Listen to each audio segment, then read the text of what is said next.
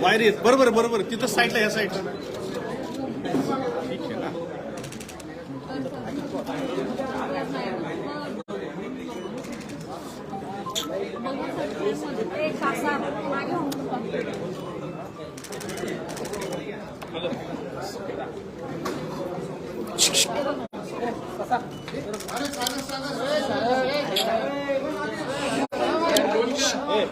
शांत शांत थांबा रे.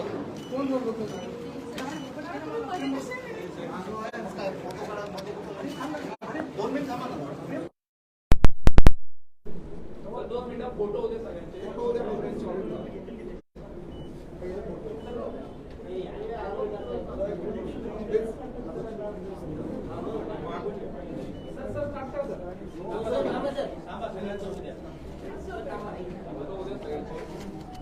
आरोपीला काढून घ्या मग चालू का.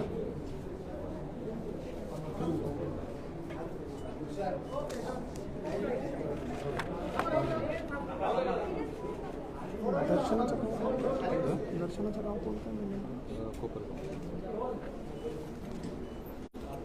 कोपरगावचं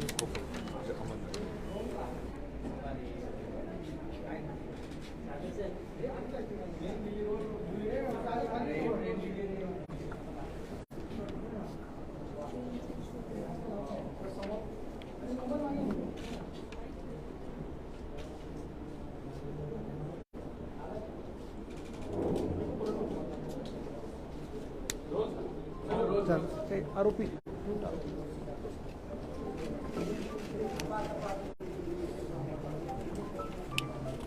पण गुन्हा कधी दाखल केला. 18 नाही गुन्हा 19 दाखल केला.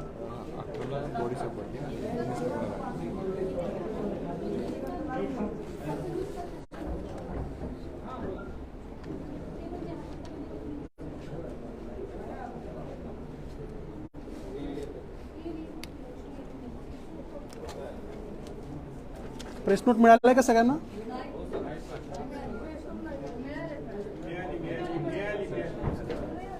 ठीक ओके.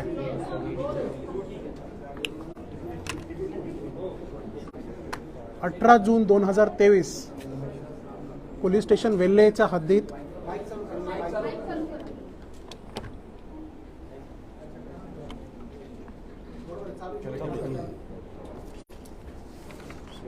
चालू दिनांक 18 जून 2023 रोजी पोलीस स्टेशन वेल्हेच्या हद्दीत आपल्याला एक डेड बॉडी सापडली होती गुंजवणे गावाच्या इथं. त्या डेड बॉडीचा रितसर पंचनामा करून आम्ही एक एडी दाखल केली होती. पोस्टमॉर्टमच्या प्रिलिमिनरी रिपोर्टवरती 19 तारखेला शरीरावर जखम असल्यामुळे आम्ही मर्डरचा एक गुन्हा दाखल केला होता. कलम 302, 201 IPC चा समावेश त्यामध्ये करण्यात आला होता. त्या डेड बॉडीची ओळख पडली. त्याचं नाव दर्शना दत्तू पवार, वय 26 वर्ष असं निष्पन्न झालं. आणि परिस्थितीजन्य पुरावे आणि काही प्रत्यक्षदर्शी साक्षीदार यांच्या सांगण्यावरून ह्या गुन्ह्याचा मुख्य संशयित आरोपी राहुल हंडोरे, वय 28 वर्ष हे आहेत असं निष्पन्न झालं. राहुल हा सापडत नव्हता, कोणाशीही कॉन्टॅक्टमध्ये नव्हतं आणि घटना झाल्यापासून तो फरार होता. नाव निष्पन्न झाल्यानंतर आपण आपल्या LCBचे आणि पोलीस स्टेशनचे वेगवेगळे पथक बनवलेत आणि शेवटी त्याला काल रात्री उशिरा मुंबईवरून अंधेरी रेल्वे स्टेशनवरून त्याला ताब्यात घेण्यात आलेली आहे. त्याला अटक करण्यात आलेली आहे. त्यांना गुन्ह्याची कबुली पण दिलेली आहेत. या गुन्ह्याचा पुढचा तपास SDPO हवेली हे करीत आहे. ह्यांनी हा गुन्हा नेमका कसा केला, पूर्ण सिक्वेन्स ऑफ इव्हेंट्स काय होते, याच्या पाठीमागचा हेतू काय होता, मोटिव्ह काय होतं, हे सगळ्या गोष्टी इंट्रोगेशनमध्ये क्लिअर होईल. आज ह्या आरोपीला आम्ही माननीय न्यायालयाच्या समोर हजर करणार आणि पोलीस कस्टडीची मागणी करणार. पोलीस कस्टडी मिळाल्यानंतर ह्याचा डिटेल्ड इंट्रोगेशन केल्यानंतर ह्या गुन्ह्याचे बाकीचे फॅक्ट्स समोर येणार आहेत. जसं मी तुम्हाला आता सांगितलं की नेमकं डिटेल्ड इंट्रोगेशन करायची वेळ आम्हाला अजून मिळालेली नाही आहे, पण प्रायमा फेसी जे आम्हाला वाटते की त्यांनी ह्याला लग्नास नकार दिलं होतं आणि त्यामुळे ह्यांची खूप जुनी ओळख आहे, 5-6 वर्षापासून लहानपणापासून यांची ओळख आहे इनफॅक्ट, आणि ह्याला लग्न करायचा होता त्या मुलीबरोबर. त्यांनी नकार दिलं म्हणून हा गुन्हा करण्यात आलेला आहे असा प्राथमिक माहिती आहे. पण डिटेल्ड इंट्रोगेशनमध्ये आणखीन काही फॅक्ट समोर येऊ शकतात. तर एकदा डिटेल इंट्रोगेशन झाला, नवीन काही समोर आला तर आम्ही तुमच्याबरोबर शेअर करू. एक करू. हां, आरोपीचा बॅकग्राऊंड असं आहे की आरोपी पण MPSCची तयारी करत होता आणि पुण्यात गेल्या काही वर्षापासून पार्ट टाईम जॉब्स करून MPSCची परीक्षा पण दिले त्यांनी. सध्या तो फूड डिलिव्हरी सर्व्हिसेसच्या वेगवेगळ्या फूड डिलिव्हरी सर्व्हिसेसचा पार्ट टाईम जॉब करून एका रूममध्ये राहत होता आणि MPSCची परीक्षा देत होता.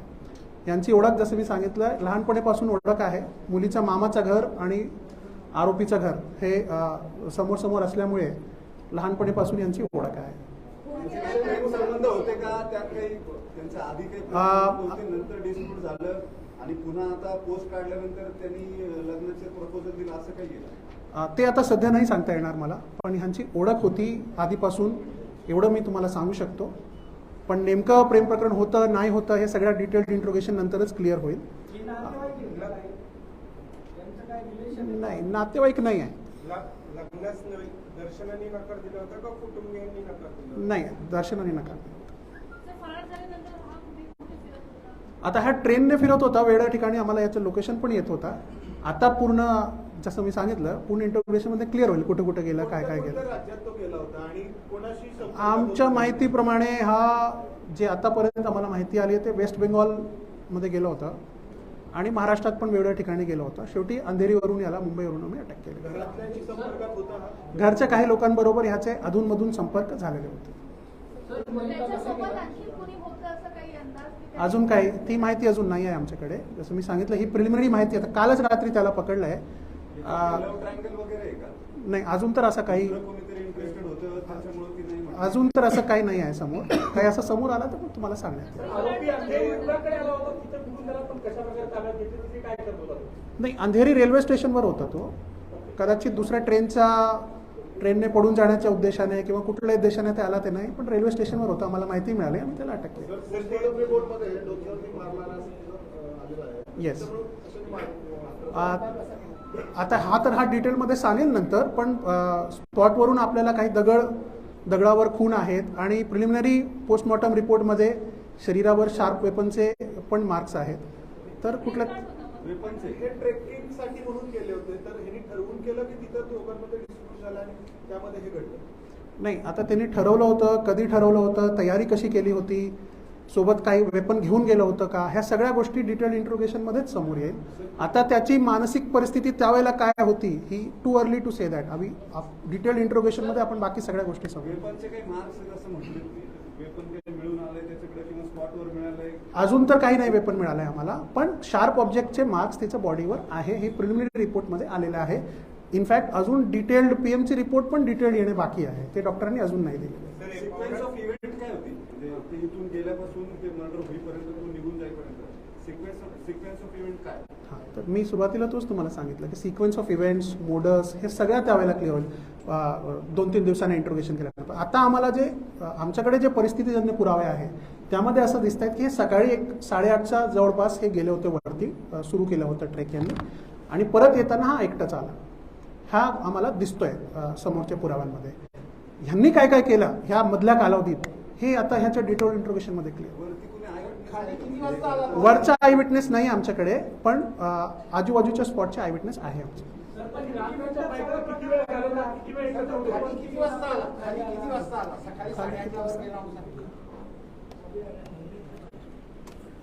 पावणे 10चा टायमिंग आहे. टाइम स्टॅम्प CCTV 9:45 सकाळी. पावणे 11ला परत आले. ना 8:30 ते 9:45. नाही, मोटरसायकल नाही सीज आहे अजून काही.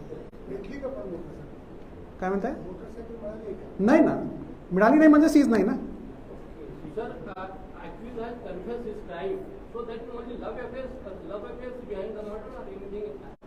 I just said that prima facie what appears is that the deceased girl disagreed to his marriage proposal, and that is why he has murdered the girl.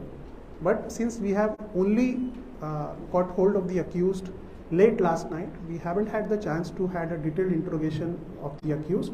We will produce the accused in front of the honorable court and request a police custody remand.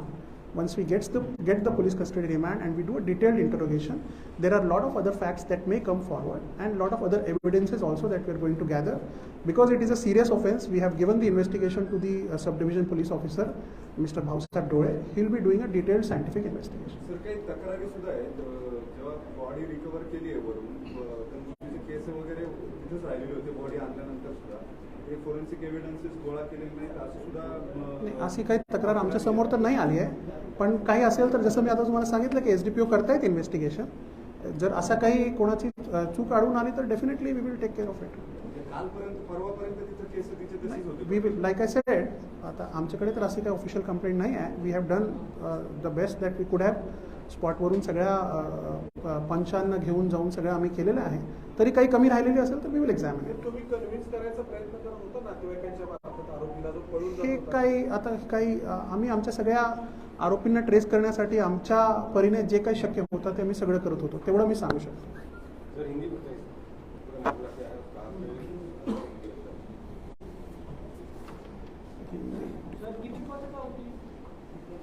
5 पथक बनवले होते आमचे. ते वेगवेगळ्या ठिकाणी आम्ही तपास करत होतो. महाराष्ट्राच्या बाहेर नव्हतो गेलो अजून. 18 तारीख को वेल्हे पुलिस स्टेशन की हद में गुंजवणे गांव के पास एक स्त्री का शव हमको मिला था. उस समय हमने एक AD दाखिल करके उसको शव विच्छेदन के लिए भेजा था. शव विच्छेदन की प्राइमरी रिपोर्ट में बॉडी पर कुछ जख्म के निशान थे, जिसके आधार पर हमने वहाँ पर 302, 201 IPC ये खून का गुनाह वेल्हे पुलिस स्टेशन में दाखिल किया था. उस लड़की की पहचान दर्शना दत्तू पवार वय 26 वर्ष ऐसी उसकी पहचान हुई थी. और जो हमको घटनास्थल से कुछ पुरावे मिले, कुछ जो प्रत्यक्षदर्शी देखने वाले विटनेस थे, उसके आधार पर हमको ये क्लियर हुआ कि इसका प्राइम सस्पेक्ट है राहुल हंडोरे, जो घटना के समय से ही गायब था और किसी के भी संपर्क में नहीं था. इस आधार पर हमने अलग अलग टीम्स बनाए थे उसको ट्रेस करने के लिए. कल रात को लेट नाइट हमने उसको मुंबई में ट्रेस किया है, उसको ताबे में लिया है. आज हम उसको माननीय न्यायालय के सामने पेश करके उसकी पुलिस कस्टडी रिमांड की रिक्वेस्ट करेंगे और उसका डिटेल्ड इंट्रोगेशन करेंगे. प्राइमरीली उसने ये कबूल किया है कि उसने ये गुनाह किया है, और प्राइमा फेसी ऐसा लगता है कि जो मृतक लड़की है उसने इसके शादी के प्रपोजल को ठुकराया था, इसलिए वो गुस्से में आके इसने वो खून किया है. पर इसका डिटेल्ड इंट्रोगेशन जब हम करेंगे तो आगे के बाकी सारे तथ्य जो हैं वो हमारे सामने आएंगे. धन्यवाद. उसका मोबाइल लोकेशन अलग अलग जगह आ रहा था, अलग अलग जगह से कुछ साइटिंग्स भी आ रहे थे, और मेरे ख्याल से वेस्ट बंगाल में, महाराष्ट्र में, ऐसे अलग अलग जगह वो गया था. कल रात को उसको हमने अंधेरी रेलवे स्टेशन के पास से अरेस्ट किया. धन्यवाद. Thank you. चलें.